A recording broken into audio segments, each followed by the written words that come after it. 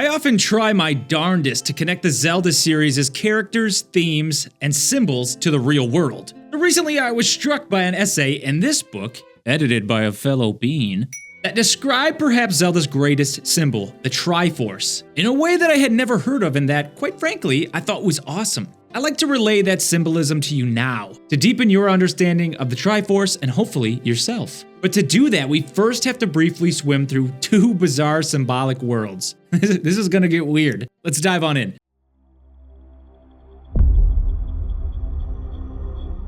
At its core, alchemy is about transformation. Its philosophy encompassed the physical world, the transformation of base metals into gold, and the spiritual world, the transformation from lowly human to godlike. These alleged tools of divine knowledge were wielded in service of the great work, the alchemical process by which the Philosopher's Stone was created. The stone made possible physical transformations and the creation of the elixir of life, potion capable of granting immortality. As such, alchemy became connected to mysticism and the occult, impenetrably shrouded in obscurity, with a long tradition of bewildering lore and dreamlike symbolism, lending to the perception that it was largely practiced by charlatans akin to fortune-telling or astrology. But it was also widely practiced by the likes of the Eastern and Western world, and their associated religions. In ancient China, India, Egypt, and medieval Europe by Taoists, Muslims, and Christians. Isaac Newton, while he wasn't off discovering color, laws of motion, and inventing calculus, was an avid alchemist. Shakespeare used it in his literature. It is the calling card of the Elric brothers. Though enigmatic and scientifically questionable, it employed a series of lab techniques whose influence gave way to modern medicine, physics, chemistry, and of course,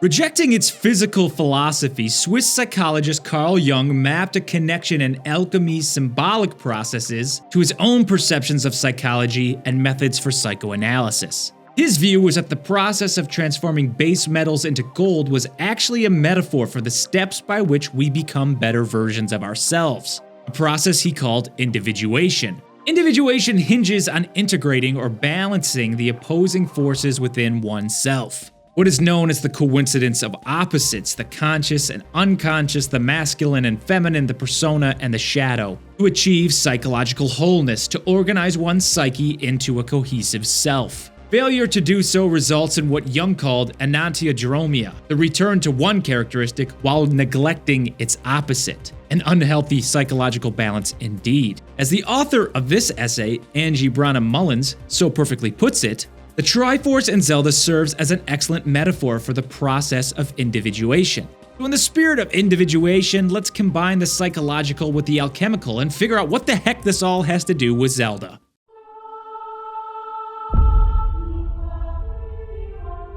It should come as no surprise then that when the goddesses of power, wisdom, and courage, the red fire of Din, the blue waters of Nehru, and the green winds of Furor depart Hyrule, their combined departure point is a divine golden relic. It should come as no surprise that the goal of many Zelda games is to reunite the pieces of the Triforce and to restore peace and balance to Hyrule. Just as the Triforce is comprised of these three components that are constantly in tension, whoever manages to unite the Triforce must have a balanced heart that integrates these seemingly oppositional principles. This adventure of growth develops the characters into their destined roles and fulfills their purpose. It should also come as no surprise then that when someone whose spirit is unbalanced, steeped in Jung's enantiodromia, the divine relic splits, and the pieces are given to those characters who best embody each trait. Those unbalanced spirits who try to wield the Triforce are trapped, completely consumed by a single component of their identity and lose their humanity. Now let's get to what I think is the really interesting bit and take a look at each individual Triforce piece and see how their symbolism corresponds to the alchemical process.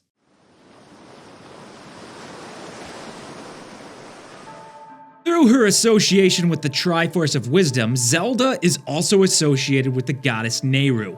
This symbolizes the Triforce of Wisdom's connection to water, which is associated with baptism and birth, and with the cleansing that an initiate undergoes in order to be transformed and reborn. Through contact with what the alchemists would have called the aqua permanens, Zelda is cleansed of the rigid attitude of the ego that prevents realization of her true self and finds the secret treasure hidden within her. I've characterized these aspects of Zelda in more depth in another video if you're interested. The alchemical process, solutio, or purification by water, describes dissolving a solid by submerging it into a watery solution. It is a perfect metaphor to Zelda's retreat into her unconscious to bathe herself in the purifying waters of wisdom, in some cases literally dissolving the solid in which she's encased. She is deeply connected to the inner world, the unconscious, and the spirit.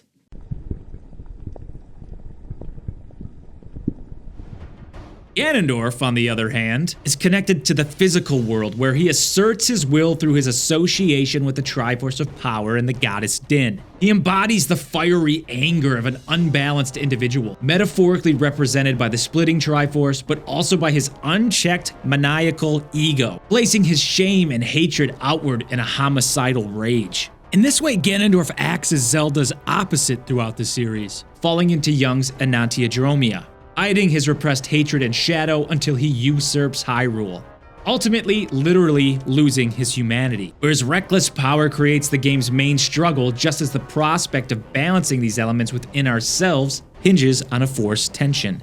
The alchemical process calcinatio, or heating a solid object to dry out water, captures the fire of Ganon's rage, and is a great metaphor for how the torrid lust for power can desiccate wisdom right out of the psyche.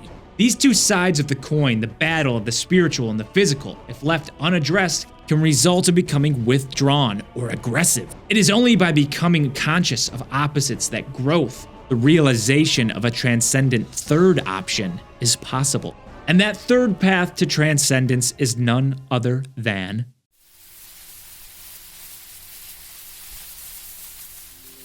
Link is associated with the Triforce of Courage and the goddess Furor, the element of wind or air, and the solution to resolving the tensions with one another in Hyrule. Young suggested that when tension within the psyche is recognized and struggled with, rather than one side of that tension being repressed, the psyche will present a third, transcendent solution to deal with that tension.